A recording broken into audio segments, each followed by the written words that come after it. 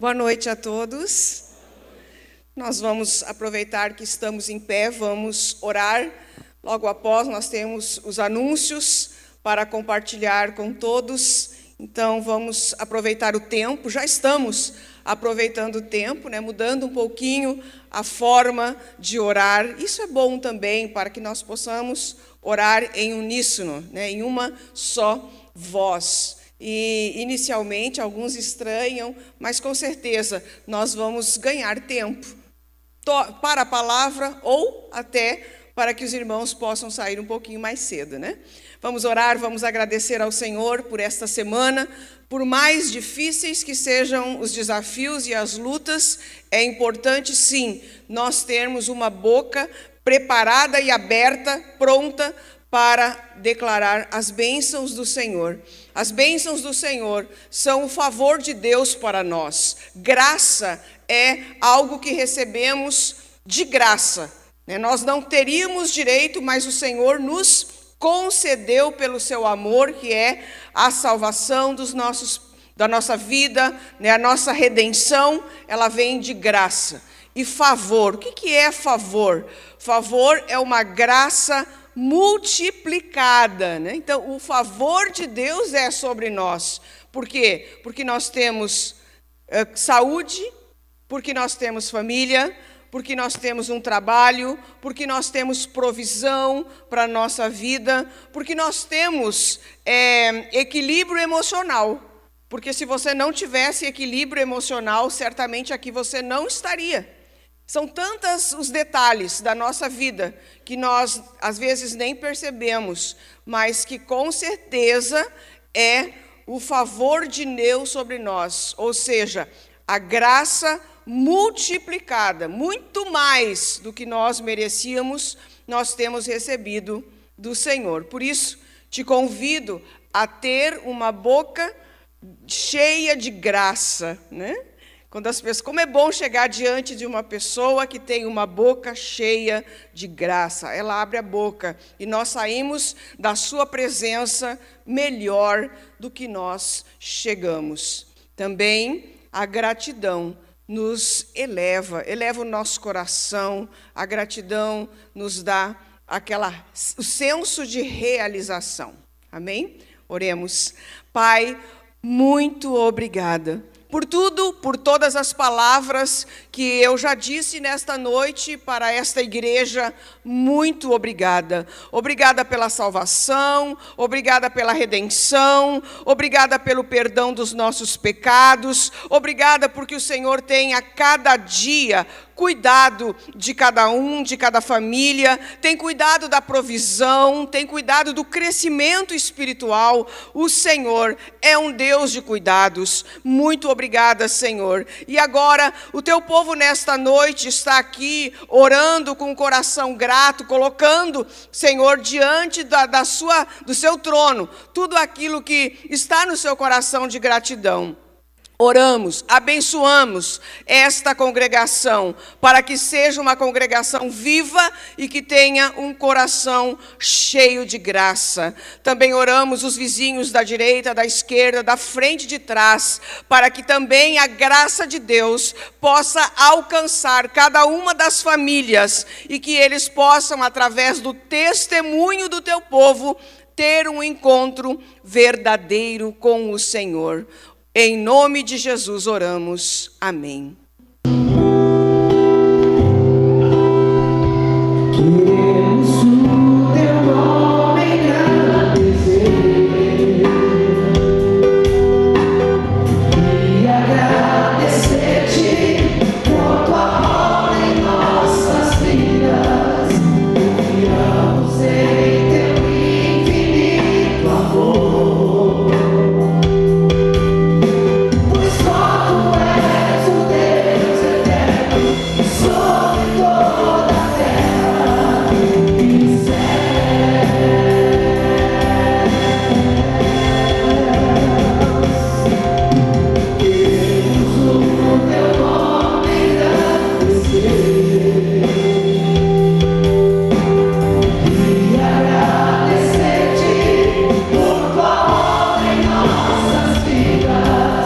Confiamos em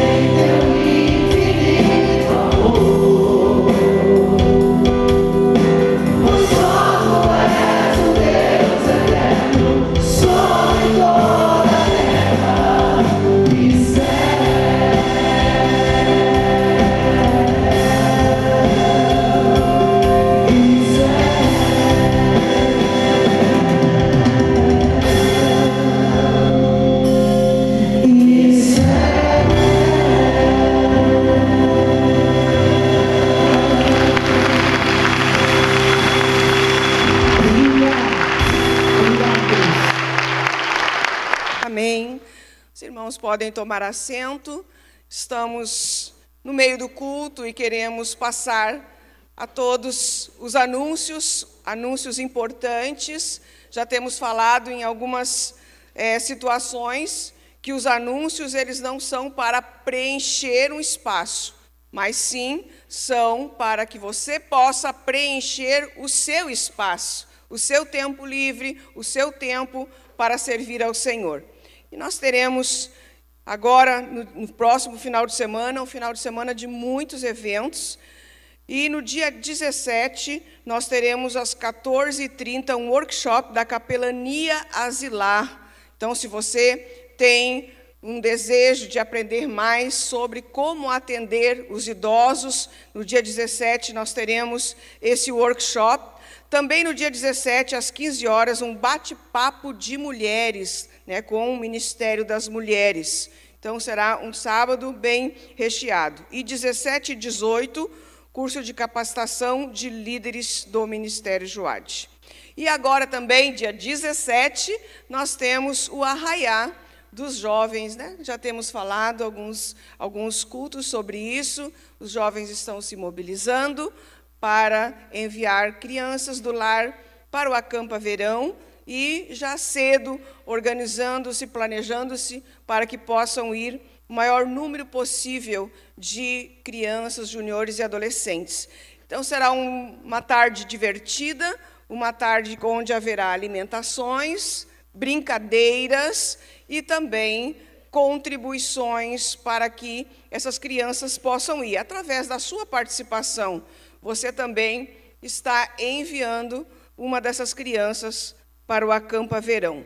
E já estamos anunciando também o retiro do Ministério Infantil, de 23 a 25 deste mês. Todos aqueles que estão trabalhando com as crianças ou querem aprender a trabalhar mais, devem estar se organizando para participarem do retiro do Ministério Infantil.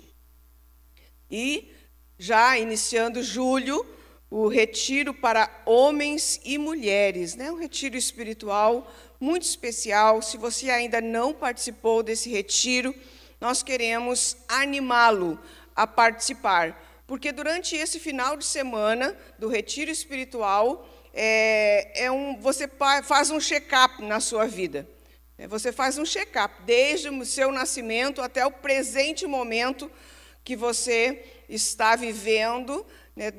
Tantas informações são passadas através dos ministros, a palavra é ministrada, nada além da Bíblia é ministrado, onde você vai se encontrando-se a si mesmo e também buscando o seu propósito de vida. Muito importante para quem, principalmente, esse retiro é importante para quem está nos sua primeira caminhada de fé.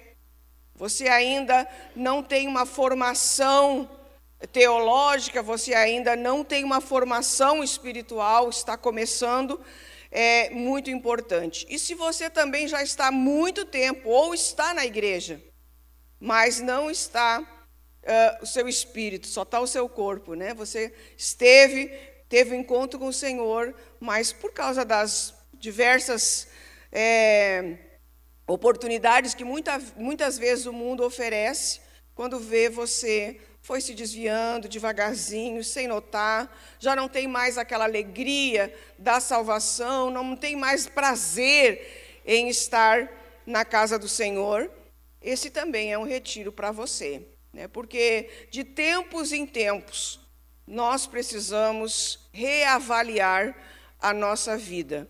E eu creio muito que nós vivemos ciclos, tempos onde termina um ciclo e começa outro ciclo com algum acontecimento, com algum fato, e a cada ciclo nós precisamos reciclar, Nós precisamos rever os nossos conceitos, se a gente não caiu no automático, está vindo na igreja simplesmente por vir. Então, esse retiro é muito especial. E julho também nós teremos, já marcado 8 e 9 de julho, o chá beneficente. Esse chá já é realizado na igreja há muitos anos. E é um chá evangelístico. onde você tem a oportunidade de trazer à igreja aquelas pessoas que não viriam normalmente num culto.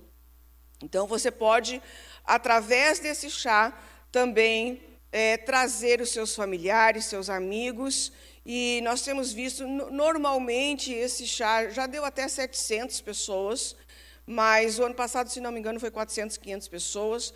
Então, são pessoas que estão participando, estão conhecendo o caminho da igreja. No momento que eles tiverem uma necessidade, com certeza, eles vão se lembrar desse momento. Ainda esses dias, o apóstolo falava que atendeu uma pessoa e perguntou a ela como ela conheceu a igreja.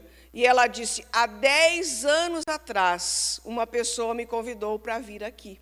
Não sei se foi no chá, não sei se foi para qual foi o evento, mas você vê, uma semente de 10 anos atrás, por um convite que foi feito. Então, cada convite que fazemos, cada pessoa que trazemos, é uma semente. Talvez você não veja de imediato essa semente florescer, mas, com certeza, ela foi plantada no coração. Então, isso é o nosso dever, né? O dever de ministrar, de trazer a pessoa, de convidar, de apresentar Cristo a cada uma delas. E também já estamos falando há algum tempo sobre a doação de roupas de inverno, principalmente as roupas masculinas, né? Já falamos sobre isso. Há uma resistência um pouco maior dos homens de se desfazerem de algumas peças de roupas, né? Mas nós vemos aí que quando nós vamos atender uma necessidade, há muita roupa para as mulheres, mas temos visto assim que ficamos devendo às vezes para algum homem, calça, casaco, blusões, meias, sapatos, né? Se você tem na sua casa, e existe uma estatística científica, se você não usa uma peça de roupa há mais de um ano, com certeza você não usará mais, né? Às vezes as mulheres fazem isso, não, mas essa blusa é tão boa e eu vou usar o ano que vem, né? Só que, se você não usa ela um ano, não usará mais. Então, seja um abençoador daqueles que necessitam. Amém? Bem, hoje estou incumbida de trazer a palavra do Senhor. O apóstolo não está bem da garganta, não está apto hoje, porque tem se esforçado demais nos últimos dias, e nós vamos estar, então, sendo ajudadores também, né? Nós, pastores, devemos ter sempre isso no nosso coração, de estarmos prontos para ajudar, para servir no que for necessário, né? E quero recapitular um pouco sobre o que foi falado na semana passada. Semana passada eu estava aqui no culto e me chamou a atenção, o apóstolo começou uma ministração sistemática que ele tem todas as quartas-feiras, você conhece a sua linha de raciocínio, né? Mas depois ele logo foi para um outro assunto, e aquele assunto perdurou até o final do culto, mas foi um assunto muito importante, muito atual, muito necessário para nós, porque a gente tem tantas coisas gerais e poucas pontuais. E na semana passada o apóstolo pontuou sobre ansiedade. Quem estava aqui no culto da semana passada? Praticamente a maioria, né? Então o pastor pontuou esse assunto, ansiedade. A ansiedade, ela nunca fortalece você para o amanhã. Ela apenas o enfraquece para o dia de hoje. Porque a ansiedade, ela é uma preocupação, ela é uma ânsia. Então, essa ânsia, você ficando preocupado para o dia de amanhã, não vai ajudar. Porque a ansiedade, ela drena as nossas forças. Ela drena a nossa energia. Quanto mais ansiosos nós ficamos com respeito a algum assunto, mais cansados, mais exaustos, nós chegamos naquele ponto que foi a causa da ansiedade. Então, por isso eu falei que é um assunto bem pontual e importante, porque quem aqui não sofre, né? Porque a gente pode dizer que é sofrer de ansiedade. Todos nós, em algum momento, em alguma situação, nós sofremos dessa ansiedade, porque nós nos preocupamos em que não venhamos a deixar a desejar. Então, nós sofremos de ansiedade porque temos que falar em público, sofremos de ansiedade quando vamos a um primeiro emprego, ou quando vamos falar com o nosso chefe, nosso diretor, sofremos de ansiedade quando estamos vivendo uma situação difícil no lar, quando chega um dos cônjuges e você está numa situação difícil, sofremos a ansiedade na perda de alguém, sofremos ansiedade, às vezes, até quando o ônibus não chega na hora, quando há muita fila para colocar gasolina no automóvel, quando tem uma espera que nós não estamos dispostos a ficar, tudo isso gera em nós essa ansiedade. E isso não é algo contemporâneo, né? Nós podemos ler em Salmo 13, versículo 2, quando Davi expressa que ele também viveu uma ansiedade, né? Ele diz assim: até quando encherei de cuidados a minha alma, tendo tristeza no meu coração cada dia? Até quando o meu inimigo se exaltará sobre mim? Em uma outra tradução diz assim, até quando terei inquietações, que na verdade é um dos sinônimos de ansiedade, né? Até quando? É uma pergunta que nós precisamos nos fazer quando nós estamos continuamente vivendo embaixo da ansiedade. Até quando nós vamos permanecer vivendo assim? Porque isso, semana passada, o pastor foi muito claro quando ele trouxe todas as consequências de uma pessoa ansiosa, ao ponto de que a ansiedade nos leva ao hospital, a ansiedade nos leva a um acidente, enfim, né? As consequências dessa ânsia, até quando? Davi, aqui ele está falando com a alma dele, né? Até quando eu terei essas inquietações e tristeza? Porque a ansiedade também gera isso, né? Na alma, essa tristeza. Até quando o meu inimigo chamado angústia, ele vai se exaltar sobre mim, vai ser maior do que eu possa suportar? E ele mesmo responde no Salmo 62, versículo 8, ele tanto se pergunta quanto ele responde. Lá no Salmo 62, 8, ele diz: confiai nele, ó povos, em todo o tempo, derramai perante ele o vosso coração. Deus é o nosso refúgio. A pergunta de Davi e a resposta de Davi: confiai. Desnuda-te diante do Senhor. Derrama-te diante do Senhor o vosso coração. Qual é a causa da tua angústia? Qual é a causa da tua inquietação? É o salário? É o trabalho? É o relacionamento familiar? É um filho que você vê saindo por entre os seus dedos? Muitas vezes é isso, né? Nós passamos a vida criando um filho, e quando ele se torna adulto, você só dá o tchau, né? Só que isso inquieta. Ou criou os filhos foram embora, e o lar ficou vazio. Isso também dá uma grande ansiedade. Ou você está hoje vivendo um problema pessoal, um fracasso de decisão que você não consegue tomar, ou um vício que você não consegue vencer.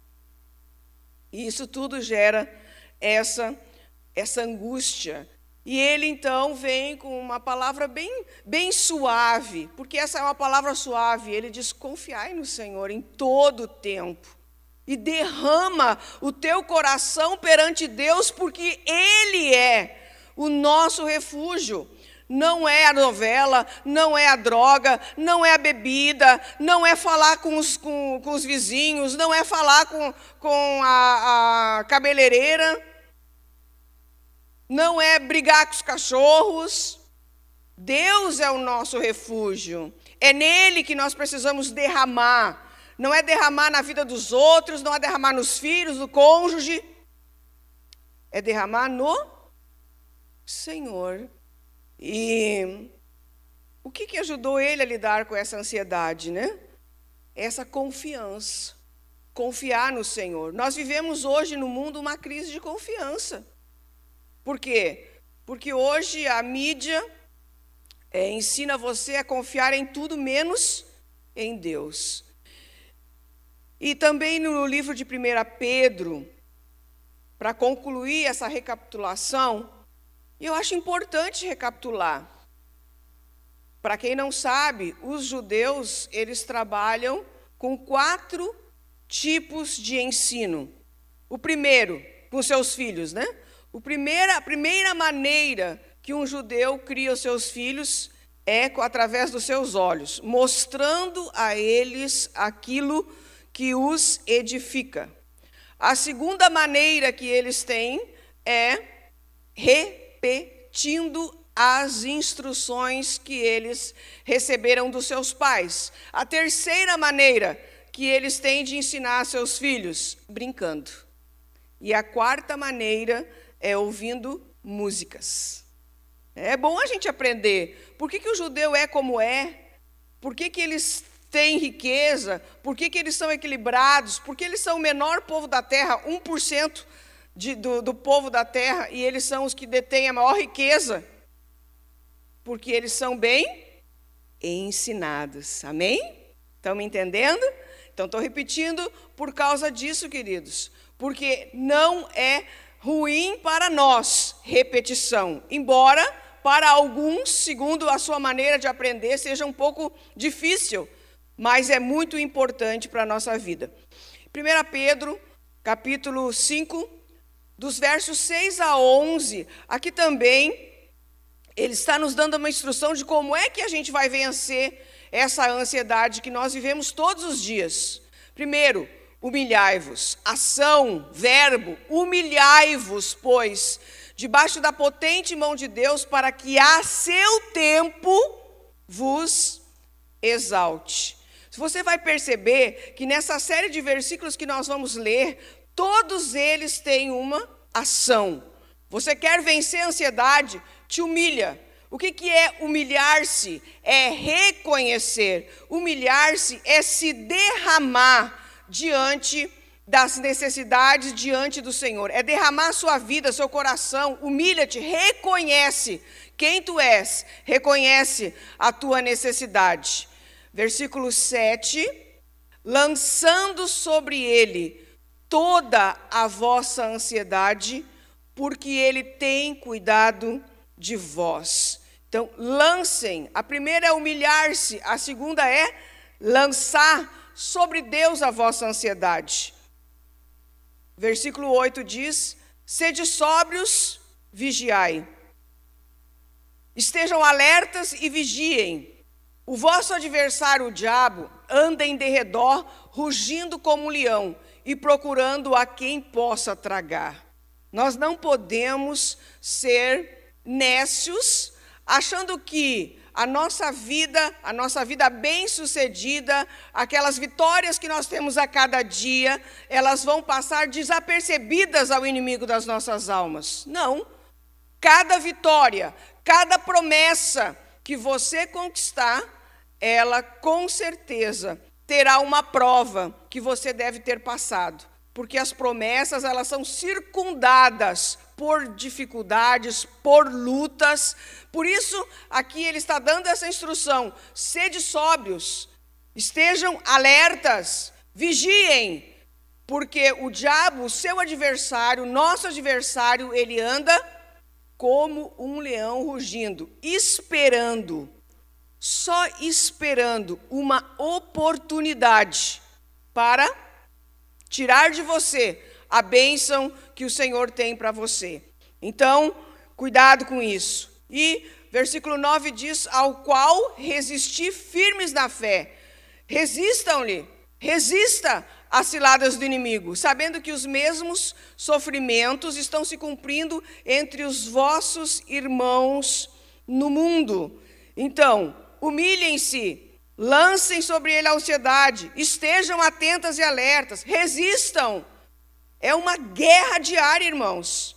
Quem pensa que ser cristão, que viver uma vida de paz e tranquilidade, é viver comodamente, está muito enganado. Porque a vida de um cristão exige uma batalha diária, né? Até eu tenho um ditado que diz que é como se deve matar um leão todos os dias. E às vezes a gente precisa matar mais que um. É uma guerra constante manter-se firme, sem que essa ansiedade venha tomar conta da nossa vida ao ponto de que nos trave, que nos pare. E no versículo 10 diz: o Deus da graça, o Deus de toda a graça, já falei sobre graça hoje, que em Cristo vos chamou à sua eterna glória, depois de haverdes sofrido por um pouco. Será por que ele colocou essa instrução, depois de haverdes sofrido por um pouco? Está nos dizendo que sempre haverá uma batalha, sempre haverá uma guerra a vencer. Ele mesmo vos há de aperfeiçoar, verbo aí, né? Aperfeiçoar, confirmar, fortalecer. Uma outra tradução diz restaurar, confirmar, dar forças e te colocar sobre firmes alicerces. Eu pergunto para você, você vive sobre firmes alicerces? Ou você, cada dia que tem uma necessidade, que tem um desafio, se desestabiliza? E a ansiedade justamente é isso, é quando você se desestabiliza diante dos desafios. Vem uma situação dentro do lar, um filho desobedece, um cônjuge se some, ou trai, e você se desestabiliza. Deus já não existe, você já não confia nele, você já não sabe para que lado vai, você fala para todo mundo, você importuna a vizinhança, tira tempo do pastor, porque não consegue ter estabilidade e equilíbrio, não consegue vencer esse inimigo que Davi disse que estava sobre a vida dele, né? Mas ele responde: confiai no Senhor, esperai pelo Senhor, produzir frutos de fé. Afinal, na sua vida, você está na igreja, você tem aprendido. E nesta noite, eu quero continuar um pouquinho falando sobre uma pontuação de um princípio. Falamos sobre ansiedade na semana passada, recapitulando, porque é importante a gente repensar. Eu não vou pedir para você levantar a mão, mas é uma pergunta retórica para você pensar. Você lembrava do que foi ministrado na quarta-feira passada? Quantos que quando saem da igreja e vão para os seus lares, realmente lembram do que a palavra, o assunto que foi trazido na noite, no culto da noite? E digo mais, segunda-feira eu estava sentada no meio da igreja ali no culto, e eu achei tão interessante, eu não trouxe o meu tablet, onde eu anoto todas as coisas, então eu procurei no fundo da cadeira, né, ali atrás da cadeira, um papel e uma caneta que eu pudesse anotar.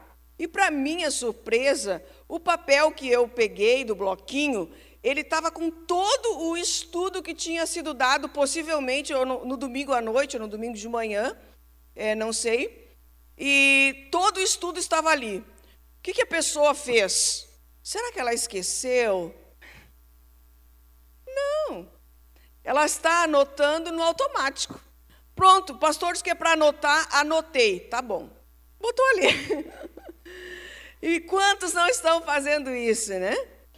Você anota, ok. e você relê? A gente precisa ter entendimento em todas as coisas que fazemos, porque senão nós só estamos como no piloto automático, realmente fazendo aquilo que todo mundo faz, sem dar o verdadeiro sentido. A pregação, ela se torna relevante na vida de uma pessoa quando aquilo que é falado torna-se prático, torna-se real na vida da pessoa. Simplesmente anotar, sem ter o objetivo de reler, não é saudável. Sair do culto, não saber o assunto que foi ministrado, sua mente não estava aqui, só estava o seu corpo. Então, essa essência do motivo pelo qual nós estamos na igreja é que nós precisamos resgatar cada culto. Eu vim, já que veio, então tire pelo menos um princípio, que você possa, de fato, através desse princípio, mudar a sua vida, mudar a sua história, dar uma relevância para a sua vida e explicar para si mesmo o porquê que você veio. E eu quero, nessa noite também, trazer só um princípio, porque eu creio que se eu trouxer uma coisa, vocês vão conseguir, pelo menos, lembrar 1 ou 2 ou 3 dias, né? Então, quero falar sobre promessas, mas não quero ministrar que vocês terão, um povo de promessas, nós somos o povo da promessa. Mas quero falar sobre que antes das promessas se cumprirem, vêm as instruções. Não existe nenhuma promessa cumprida que nós não tenhamos, antes dela ser cumprida, obedecido alguma instrução. Porque se nós esperamos que as promessas venham sobre nós, sem que a gente obedeça a instrução, nós estamos sendo místicos. Nós estamos mistificando, né? Nós estamos fazendo uma mandiga gospel, né? Vamos fazer uma coisinha, assim, qualquer coisinha que Deus vai dar um jeitinho.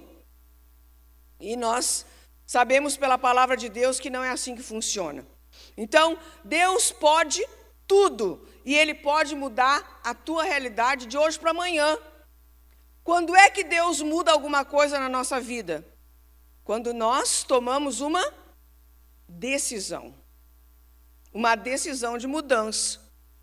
Então, enquanto não houver uma decisão de mudança, Deus não vai fazer nada, porque Ele não invade o nosso coração. Ele não arromba coração. Se você fuma e você está há tantos anos dizendo, um dia vou parar, é preciso uma decisão. Meu pai fumou, e meu pai era do interior. E no interior, há talvez 60 anos atrás, né, não existia esse cigarro que existe hoje. Existia um cigarro que era feito. Palheiro, isso aí, não sei quem falou, mas é isso aí. Palheiro, né? Você já pensou o cheiro, o estrago que aquilo era feito no organismo da pessoa, o que acontecia? E depois que ele fumou durante 40 anos esse cigarro aí, ele teve uma situação no coração, ele se sentiu mal, e ele foi ao médico. E o médico disse, se o senhor continuar se utilizando disso, eu não dou mais nenhum ano de vida para o senhor. O que ele fez? Imediatamente. No outro dia, ninguém mais fumava lá em casa. Por causa do medo da morte. O medo da morte fez que ele tomasse uma decisão. E eu sei que ele sofreu, depois de alguns anos, ele testemunhou para nós, que ele começou a sofrer por causa disso, mas ele tinha uma convicção E não tem nada a ver com Deus isso. Foi o medo da morte. Quanto mais Deus pode mudar alguma realidade na nossa vida quando tomamos uma posição diante de Deus, aí acontecem os milagres, aí acontecem coisas que nós nem podemos imaginar. Então, o povo perece, as pessoas fracassam, porque falta para as pessoas o conhecimento das promessas de Deus e da maneira como nós vamos fazer para usufruir dessas promessas. E quero lhe dizer, querido, querida, tudo o que nós precisamos para crescer, para mudar, está na Bíblia. Está na Bíblia. Tudo o que nós precisamos. Então, por não entender e não praticar os princípios, há falências, há dores, há tristezas, há doenças. Princípios que prosperam, princípios que produzem milagres, princípios que fazem com que a família não se divida mais. Você sabia que se você aplica os princípios bíblicos na sua vida, se o teu pai se separou, se o teu avô se separou, se o teu tataravô se divorciou, sei lá o quê, através do seu posicionamento, você pode quebrar esse ciclo. E você pode tornar a sua família uma família que não se divide mais. Mas isso vai sair a partir da semente que você planta, declara e rega. Mas é necessário sim um posicionamento, princípios, valores. Quando nós praticamos os princípios, quando nós praticamos aquilo que nós ouvimos, Deus, sabe o que Deus faz? Uma aliança. Deus faz aliança com quem pratica princípios. Agora, se você é uma pessoa, não estou dizendo que você é ruim, não estou dizendo que você é mau, não é isso. Mas se você é uma pessoa que não consegue praticar os princípios e os valores que você tem recebido, Deus não tem uma aliança. Porque existem 3 características para que se formem uma aliança. Primeiro, acordo entre ambas as partes. Para se ter uma aliança, para se ter um compromisso, precisa ter acordo entre ambas as partes. Não existe uma aliança unilateral. Vamos agora comparar com o casamento. Existe um casamento só de um com o outro? Não, eu não quero ser casada contigo, mas tu quer ser casada comigo, tudo bem. Não existe. Isso não sustenta esse tipo de aliança unilateral. É necessário, sim, que haja um acordo entre ambas as partes. Segunda coisa, segunda característica, para que a gente possa entender que existe uma aliança. Condições em ambas as partes. Uma aliança requer condições. Eu faço, tu faz. Eu sou fiel, tu também és fiel. Condicionamentos entre ambas as partes, onde é sentado e é conversado. Olha, eu vou ter um acordo contigo e as condições desse acordo são essas. E a terceira característica de uma aliança é promessas entre as partes. Promessas.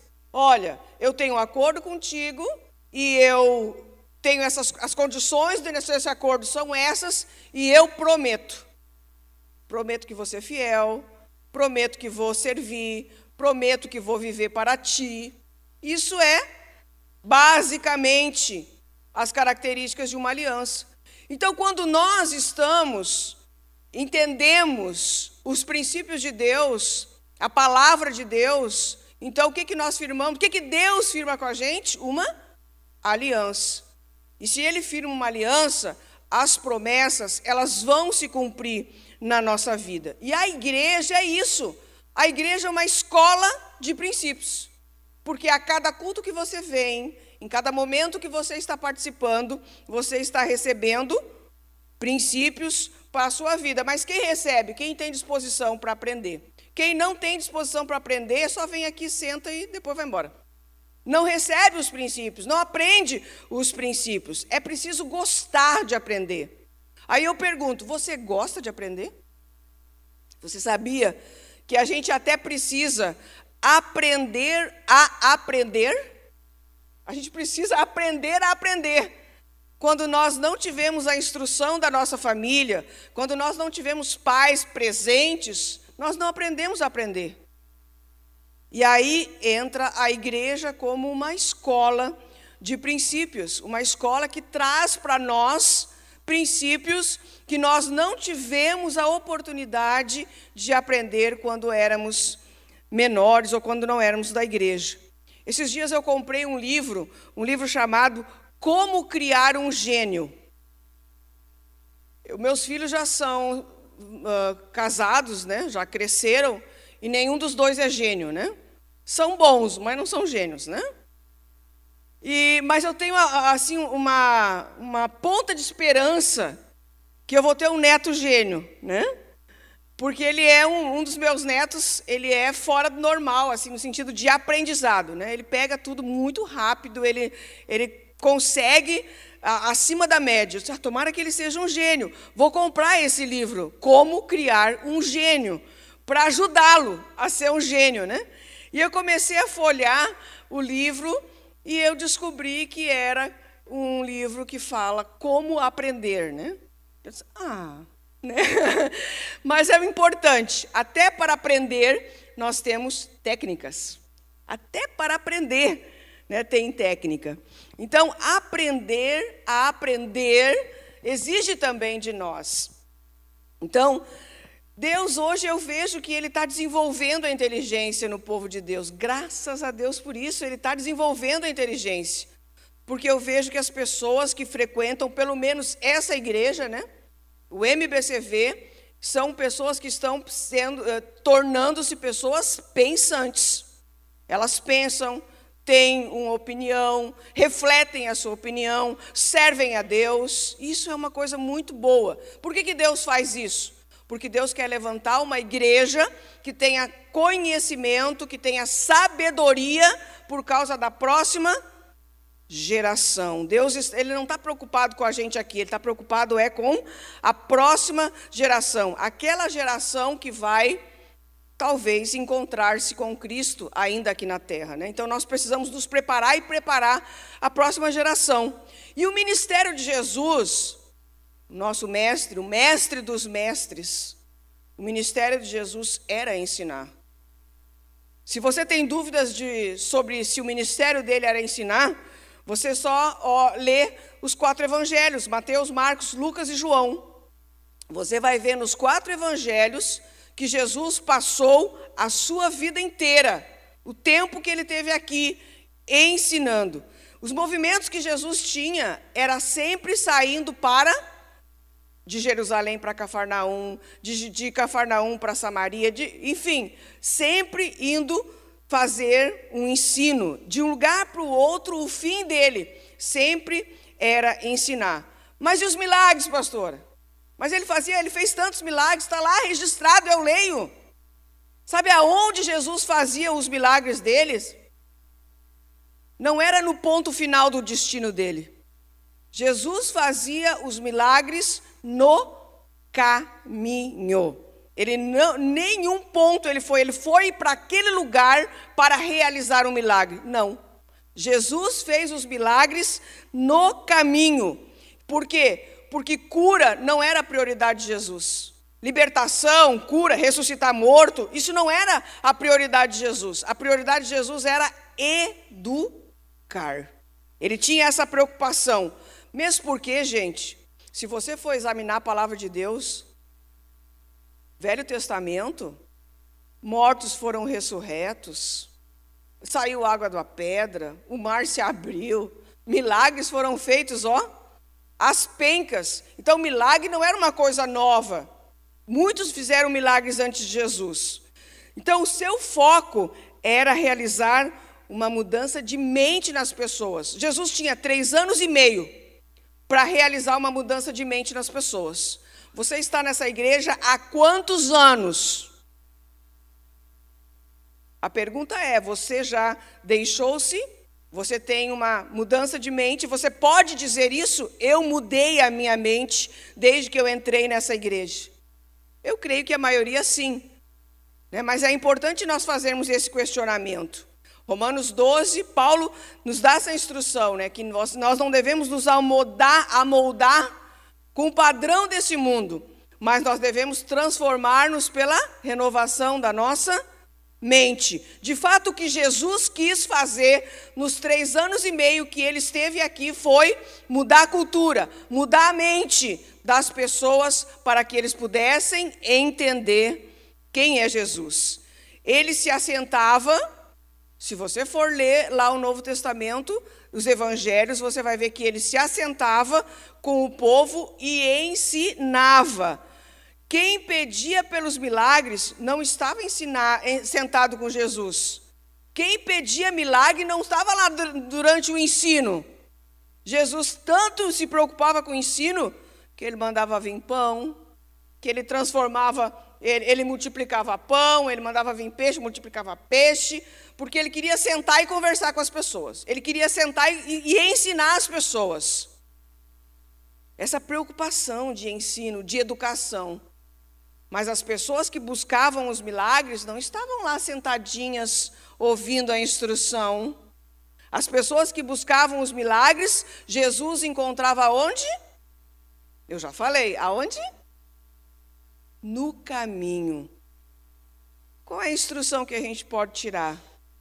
Quando nós não estamos interessados em ensino, nós estamos correndo atrás de milagres. Depois de aprender, vem o fazer. E por que eu estou dizendo isso? Porque quando nós estamos no caminho certo, quando nós estamos no lugar certo, aprendendo de uma forma certa, nós não necessitamos pedir milagres e cura. Para ninguém, por quê? Porque nós nos tornamos provocadores. Você já pensou nessa palavra? Quando eu estou no lugar certo, sendo ensinado por Jesus, eu não preciso pedir milagre. Pelo contrário, eu preciso ser, você precisa ser provocador de milagres na vida daqueles que estão no caminho e que não encontraram ainda o seu espaço de ensino. Aí você é aquela pessoa que chega diante de uma pessoa perdida, que chega diante de uma pessoa que está enferma, e através da sua vida, essa pessoa vai ser curada, vai ser liberta, vai ter uma palavra de salvação. Você se torna um provocador de milagre na vida das pessoas. Por quê? Porque você está recebendo o ensino para isso. Você aprende e depois você faz. E depois que você aprende e faz, você vai continuar sendo uma pessoa que busca o ensino de Jesus. Então, antes da promessa bíblica, antes de toda e qualquer promessa bíblica, nós vamos ter uma instrução, um princípio a ser observado. Então, a gente às vezes fica orando e pedindo para Deus dar um jeitinho para nos dar uma promessa. Ah, Senhor, a promessa de prosperidade, a promessa de abundância, a promessa de saúde. Mas será que nós estamos ajustados a esse aprender? Nós somos provocadores de milagres ou nós somos provocadores de encrencas? Isso depende muito do quanto você está aprendendo. Provérbios 13, capítulo 13, versículo 3, nos dá uma pontuação para que você possa transcender esse ponto de não ter promessas acontecendo na sua vida e passar a ser um participante disso. O que guarda a sua boca preserva a sua vida. Na minha tradução diz assim, o que guarda a sua boca preserva a sua alma, mas o que muito abre os seus lábios traz sobre si a ruína.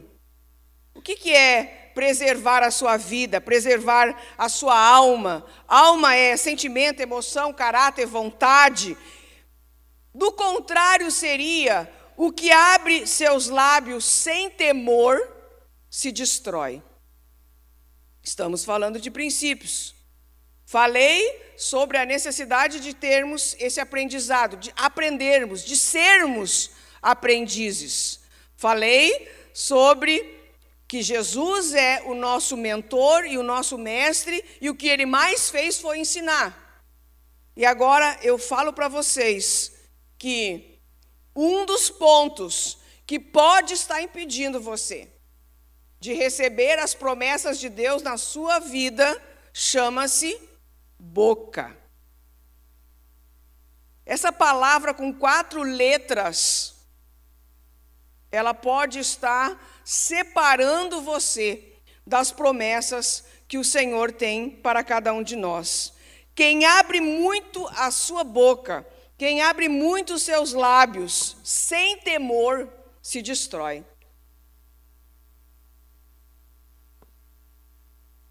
Muitas pessoas, elas associam o seu fracasso, as suas frustrações ao diabo. Porque o diabo fez isso, porque o diabo fez aquilo, porque o diabo não deixa, porque o diabo bota uma pedra na frente sempre, porque o diabo não presta. Muitas pessoas têm associado o fracasso ao diabo, quando, na verdade, assim, alguns aos colegas, aos líderes, o pastor não prega o que tem que pregar, os líderes não ensinam como deve ensinar, o patrão não enxerga como tem que enxergar, o cônjuge não presta, Mas, às vezes, nós precisamos perceber, não estão percebendo que, na verdade, a destruição está vindo dos seus lábios, da sua boca. E esse é um ponto muito nefrálgico na nossa vida, porque nós não somos mudos. Nós abrimos a nossa boca e nós falamos. Então, o problema da maioria das pessoas, e eu me incluo nisso, está embaixo do nariz. Seu problema de falta de ter as promessas de Deus na sua vida, de você usufruir, desfrutar dessas promessas, pode estar debaixo do seu nariz. E é importante a gente dizer assim, o mundo espiritual, ele não se move por aquilo que você acha, o mundo espiritual não se move por aquilo que você quer, o mundo espiritual se move pelas suas palavras. E a gente, muitas vezes, é negligente com o que falamos, do que falamos, como falamos, quando falamos, e o mundo espiritual, ele se move pelas suas palavras. Provérbios, capítulo 18, versículo 21, é forte, mas é de fato aquilo que acontece, que a gente não se percebe no dia a dia. A morte e a vida estão no poder da língua. E aquele que a ama, olha só, a minha tradução diz assim, aquele que gosta de falar, comerá do seu fruto. O que mais matou nesses últimos anos pessoas não foi a guerra, não foi assassinatos, não foi violência, não foi acidentes. O que mais mata a alma das pessoas são as palavras. Casais se separam por causa de palavras, filhos se afastaram de casa por causa de palavras, pessoas saem da igreja por causa de palavras. Muitas vezes nós atendemos muitas pessoas e alguém me procura e diz, pastor, eu vou sair da igreja, vou sair dessa igreja, Por que, irmão? Por que, irmã, que tu vai sair dessa igreja? Porque eu ouvi falar que o pastor tal, porque eu ouvi falar que o pastor fez tal coisa, disse tal coisa. Eu passei pelo pastor e ele não me cumprimentou. É porque alguém deve ter falado de mim alguma coisa que não deveria ter falado para o pastor. E assim vai, que a gente vai ouvindo, as palavras movem o mundo. E as palavras também matam as pessoas. Então, muitas pessoas estão saindo da igreja por causa das palavras. Empregados foram demitidos por causa de palavras, porque disseram o que não deveriam ter falado. Empresas faliram por causa de palavras, porque na hora do fechamento do negócio, um disse algo que não deveria ter dito. Nada mata mais no mundo a alma das pessoas do que palavras.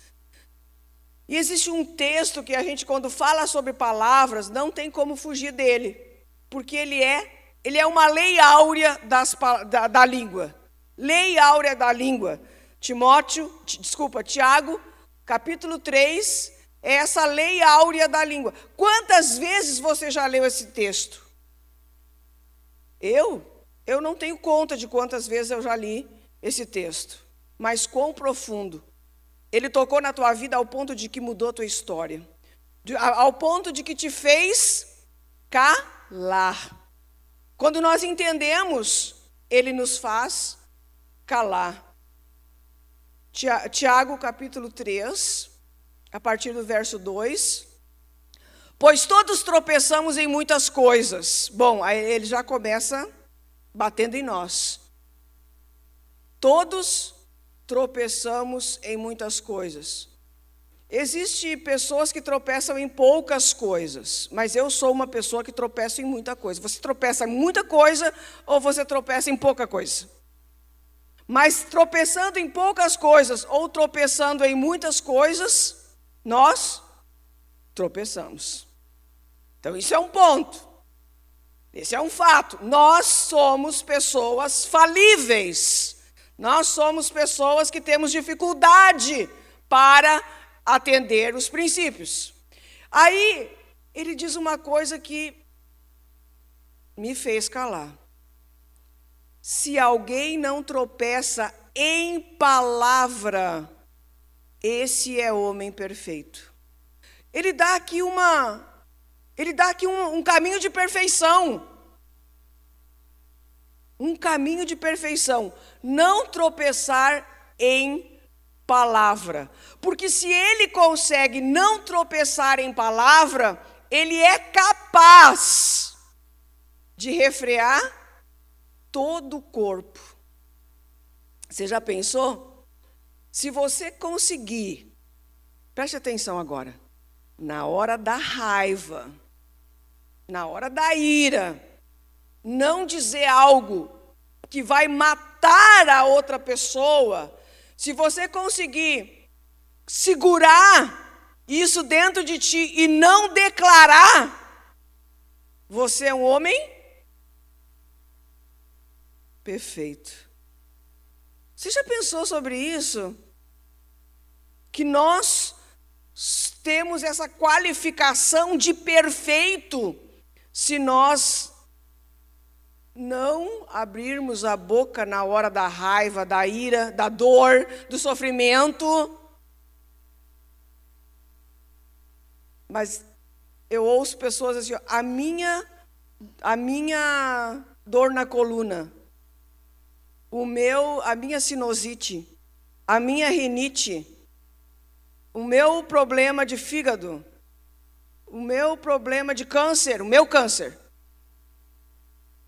Você já imaginou? Você já parou para pensar quando você está falando com alguém como é que ela se refere à sua doença?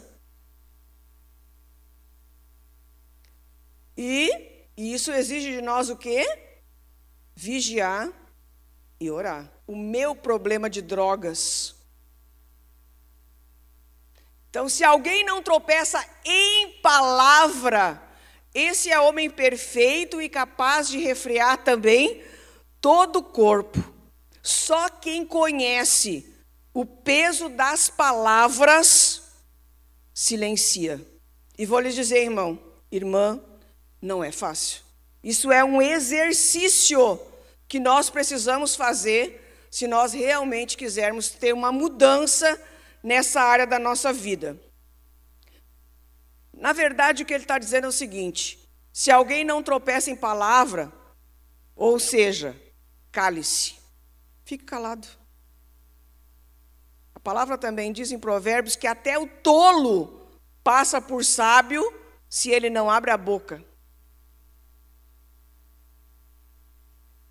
Então, o versículo 3, ele diz, quando colocamos, aliás, ora, se pomos freios na boca dos cavalos para que nos obedeçam, então conseguimos dirigir todo o seu corpo. Ele começa a fazer uma comparação, né?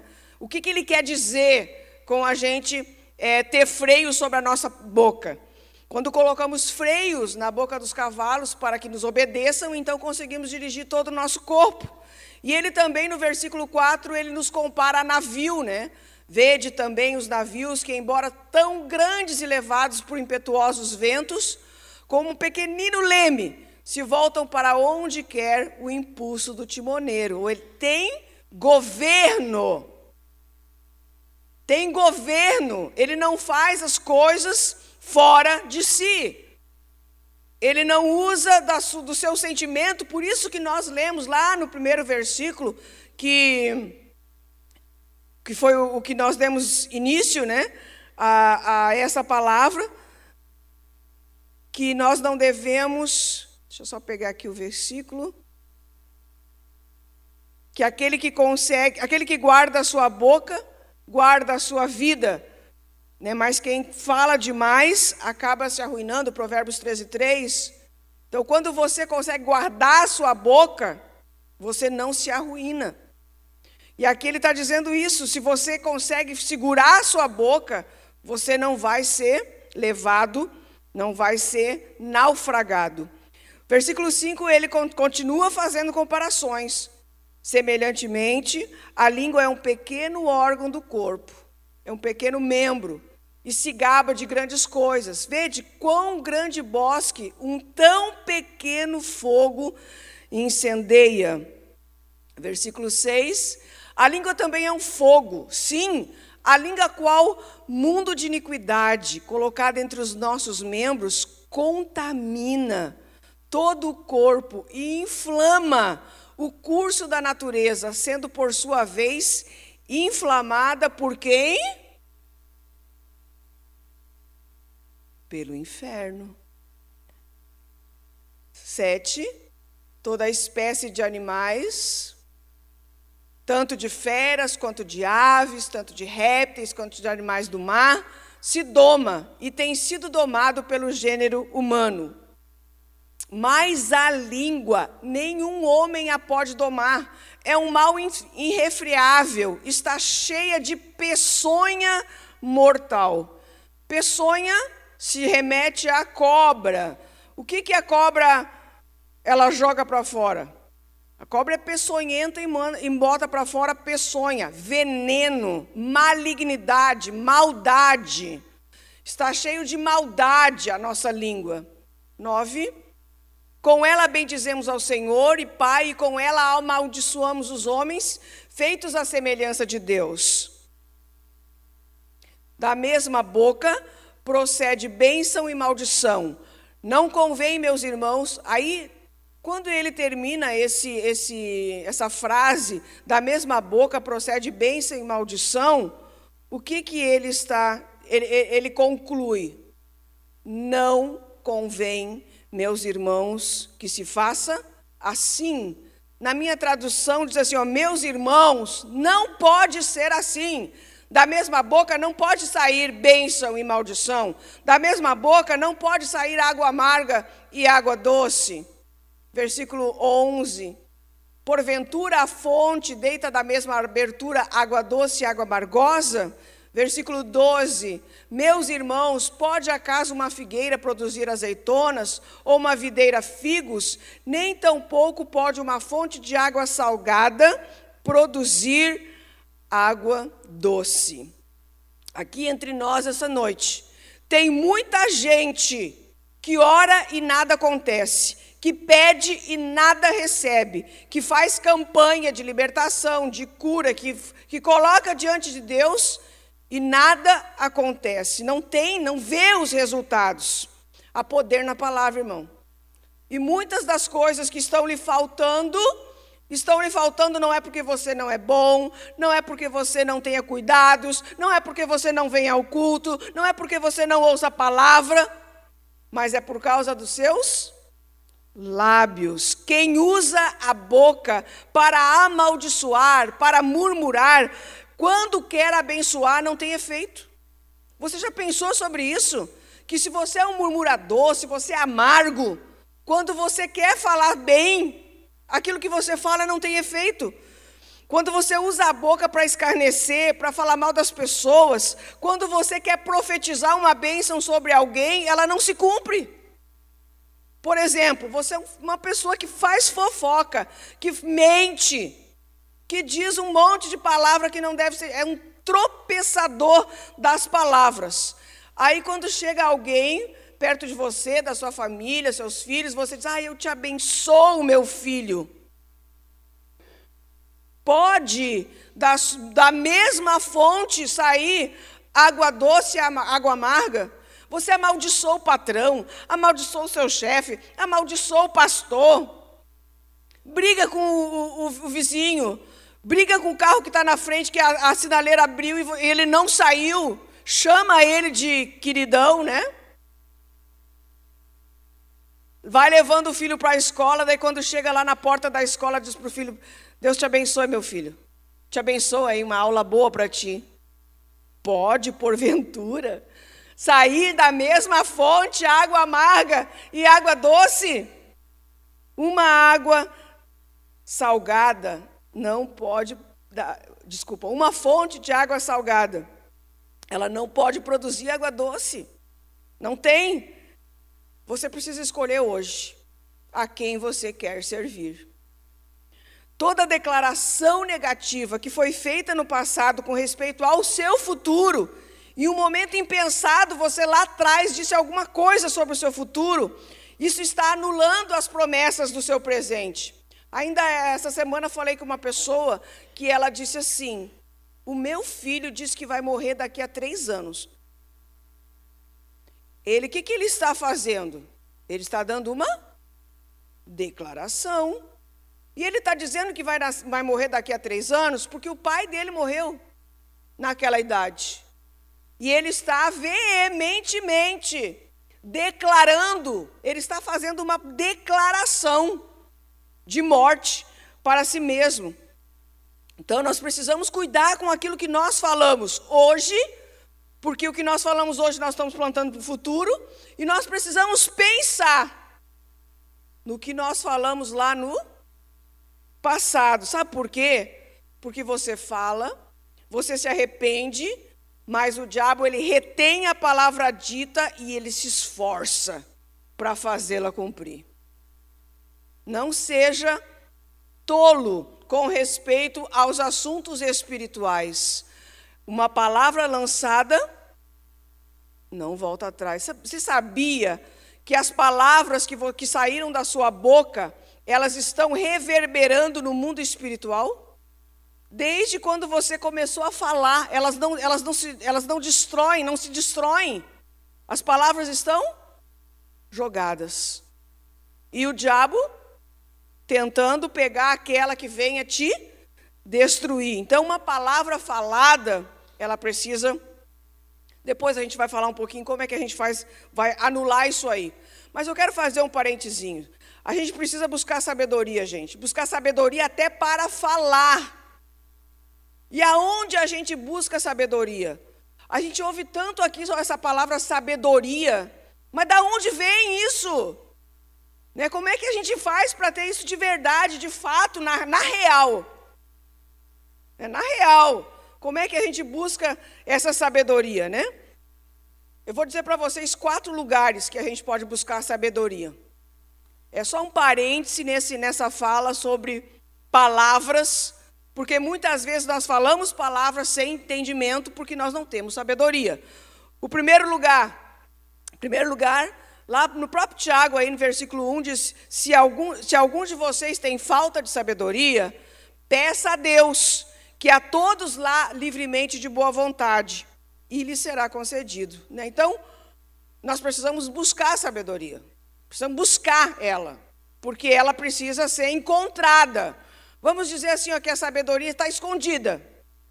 Ela pode ser encontrada nos conselhos. Em primeiro lugar, ela pode ser encontrada nos conselhos, aqueles com os quais você tem mentoria, pessoas mais velhas que já vivenciaram situações que você está vivendo, elas têm sabedoria sim para te dar um conselho se elas conseguiram superar. Pessoas que são seus mestres, são pessoas adequadas para te dar um conselho. Não busque sabedoria, não busque conselhos em quem teve o mesmo problema que você, mas não superou. Que conselho ele tem para te dar? Que sabedoria ele tem para aplicar? Então, nós buscamos conselho naqueles que estão melhores do que nós. Outra coisa, outro lugar que a sabedoria está escondida, na prudência. Provérbios 8:12, olha só, bata na porta da casa da prudência. A sabedoria, habito com a prudência. E possuo o conhecimento e a discrição. Então, o outro lugar que nós podemos encontrar sabedoria é junto com a prudência, na casa da prudência, tomando decisões com entendimento. Jó 28:12 também nos dá uma dica, né? Jó 28, capítulo 28, versículo 12, fala: mas aonde se achará sabedoria e onde está o lugar do entendimento? É um questionamento que ele faz. Está com o Senhor, a sabedoria está com o Senhor, por isso nós precisamos também buscar com o Senhor. Mas o mais importante que eu falo para vocês hoje, o lugar mais importante chama-se no silêncio. Tiago, capítulo 1, versículo 19. Para quem é muito falante, essa palavra tá confundindo, né? Para quem é mais calado, talvez não seja tão difícil assim. Mas para quem gosta de falar, é um trabalho no vaso. Sabei isso, meus amados irmãos? Todo homem seja pronto para ouvir, tardio para falar e tardio para se irá. 4 lugares: nos conselhos, na prudência, na eternidade, aonde Deus está, e principalmente no silêncio. Nós precisamos desenvolver esse discernimento do silêncio, quando nós não devemos abrir nossa boca para falar, porque nós não podemos esquecer, quem sabe o peso das palavras, silencia. Porque a sua palavra pode ter um peso de destruição na vida de alguém. E nós podemos ver isso muito quando se fala sobre a alta hierarquia emocional. Alguém que tem uma alta hierarquia emocional na sua vida, se ela te dá uma palavra, você é um burro. Um professor, um pai, uma mãe, um avô, um tio, diz você é um burro. Aquilo causa em ti um estrago, causa em ti uma destruição, uma marca que você vai levar por muito tempo até que você consiga superar. Agora, quando eu brincava com meu irmão, quando eu era pequena, meu irmão tinha 2 anos a mais que eu, e eu dizia para ele: tu é um burro, né? E ele dizia para mim: tu é que é uma burra. E a gente brigava de quem era mais burro entre os dois, né? Isso não causou nenhum impacto em mim. E eu creio que também não causou nele. Porque não existia um vínculo, uma hierarquia emocional. Nós éramos do mesmo nível. Mas quando alguém que está acima de nós diz alguma coisa que seja realmente ruim, você não presta, você não tem valor, você não vai dar em nada. Quando essas palavras são ditas de uma pessoa acima de nós, isso causa um problema. A mesma coisa o cônjuge. Você já viu como que o cônjuge faz? Você é sempre assim. Você nunca muda. Da próxima vez eu vou embora. Essa é a última chance. Você está decretando. Você está declarando. Isso tem uma hierarquia emocional que trabalha, sim. Você metralha as pessoas com as palavras e depois se arrepende. Mas o inferno, ele se apossa das palavras que você fala. Respondendo agora: mas o que eu vou fazer? Oração com entendimento, primeiro lugar, de arrependimento, e segundo, mudança de linguagem. Se não houver uma mudança de linguagem, também não adianta fazer oração de arrependimento. Primeiro precisa haver mudança de linguagem. Qual o nível de palavra que você usa diariamente? Tua boca é abençoada? Por isso que muitas vezes a gente está em tanta angústia, por isso que entra tanta preocupação, tanta ansiedade, tanta frustração, e a gente pensa que é por causa desse, por causa daquele, ou por causa do diabo. Mas lembre-se, muitas vezes pode ser por causa das palavras que você tem proferido. O silêncio te libera promessas. Isso é tremendo. Tiago 1,19. Saber isso. Todo homem seja pronto para ouvir, tardio para falar e tardio para ensinar. E lá em Lucas 4,36, nós temos aqui, para aprender com o nosso mestre Jesus, quando ele falava, o mundo parava. E veio espanto sobre todos e falavam entre si, perguntando uns aos outros, que palavra é essa? Pois com autoridade e poder ordena aos espíritos imundos e eles saem. Que palavra é essa? Quando as pessoas olham para você, ouvem você, eles dizem isso, nossa, que palavra é essa que essa pessoa me deu nessa manhã? Que palavra é essa que essa pessoa profetizou sobre mim nessa noite? Que palavra é essa que mudou minha vida, que mudou minha história? Que palavra é essa que contém nela autoridade para mudar a vida das pessoas? Foi isso que Jesus fez aqui. Jesus, ele tinha autoridade, e ao ponto de que as pessoas estavam espantadas, porque os demônios se submetiam à sua autoridade. Sabia que nós somos julgados pelas nossas palavras? Mateus 12, 36 e 37 dá essa resposta. Mateus 12, 36 e 37 diz assim: digo-vos, pois, que de toda palavra fútil que os homens disserem, hão de dar conta no dia do juízo, porque pelas tuas palavras serás justificado, e pelas tuas palavras serás condenado. Você viu que importante, quão sério é, e quão levianos nós somos por falta do conhecimento do peso da palavra? Como é que você está dia a dia? Se tem um filho seu que não está lhe atendendo, lhe respondendo, você não está dizendo, você não presta mesmo, você não vai dar em nada.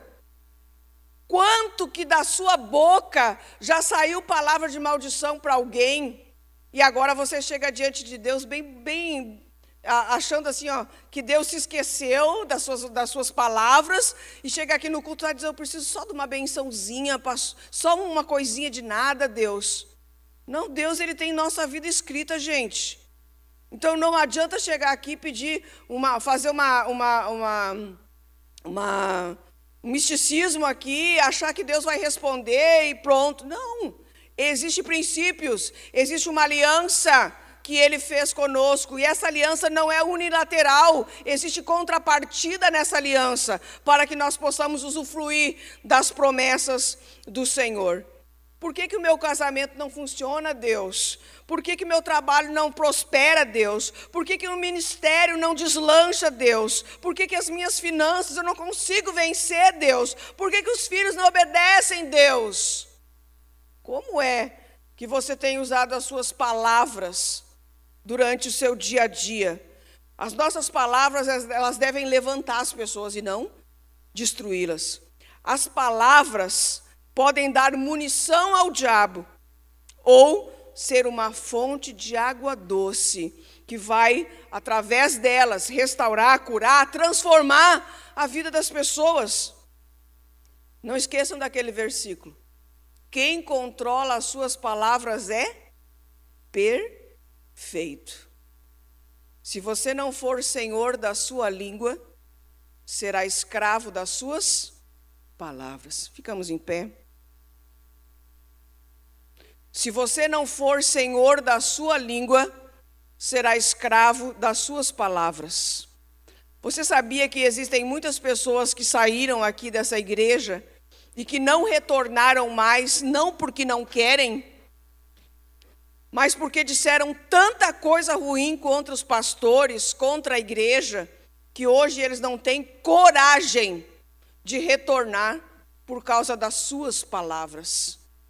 Então, querido, querida, você que ouviu essa palavra nessa noite, que reflita sobre a maneira como você tem conduzido a sua boca, sobre a sua língua, sobre a maneira que você tem falado, as palavras que você tem dito, as profecias que você tem pronunciado através da sua boca para o seu presente e para o seu futuro. E o Salmo 141:3, ele te dá uma chave. Uma chave para que você possa ter uma palavra para dizer quando não conseguir se conter. Põe, ó Senhor, uma guarda à minha boca, vigia a porta dos meus lábios. Esse versículo é um versículo chave para quem quer vencer as suas línguas, a sua palavra. Ore ao Senhor e diga, todo dia de manhã, se você não tem força, põe, Senhor, um guarda na minha boca. Vigia a porta dos meus lábios. Eu já fiz essa oração muitas vezes. Eu já disse para Deus, Deus, por misericórdia, bota um guarda na minha boca, porque eu não consigo me conter. E aí eu fico trabalhando. Por quê? Porque eu declarei. E aí quando chega a situação que eu queria falar alguma coisa, aquela palavra diz, não, mas o Senhor pôs um anjo para guardar a minha boca, para que eu não fale bobagem, para que eu não fale asneira, para que eu não destrua ninguém. Que você possa pensar sobre isso. Qual é o princípio que a gente trabalhou hoje? Linguagem, palavra. O princípio de saber trabalhar e cuidar da nossa boca. Que você possa levar isso para a sua vida. Como é que você está se dirigindo às pessoas com as quais Deus tem colocado você ao lado? Que você possa realmente pensar sobre as suas palavras. Se elas estão sendo vida ou se elas estão sendo morte. Oremos. Pai, pelas tuas misericórdias, nesta noite, vem sobre nós. Põe guarda, Senhor, sobre a nossa boca, para que nós não venhamos a pecar contra ti com as nossas palavras. Usa, Senhor, das tuas misericórdias, para que nós não sejamos escravos de tudo aquilo que temos declarado na hora da angústia, na hora da dor, na hora da ira. Pai, eu peço agora, Pai, como igreja, que o Senhor esteja agindo na mente e no coração de cada um desses que aqui estão, que estão confessando os seus tropeços, que estão, Senhor, confessando o seu pecado, e que o Senhor de misericórdia possa estar apagando no mundo espiritual toda palavra que foi proferida sem entendimento, e possa trazer, Senhor, uma nova linguagem para que o teu povo se torne um povo perfeito. Em nome de Jesus, oramos. Amém. Vamos trazer ao Senhor nosso dízimo, nossa oferta, aquilo que temos como débito com o Senhor.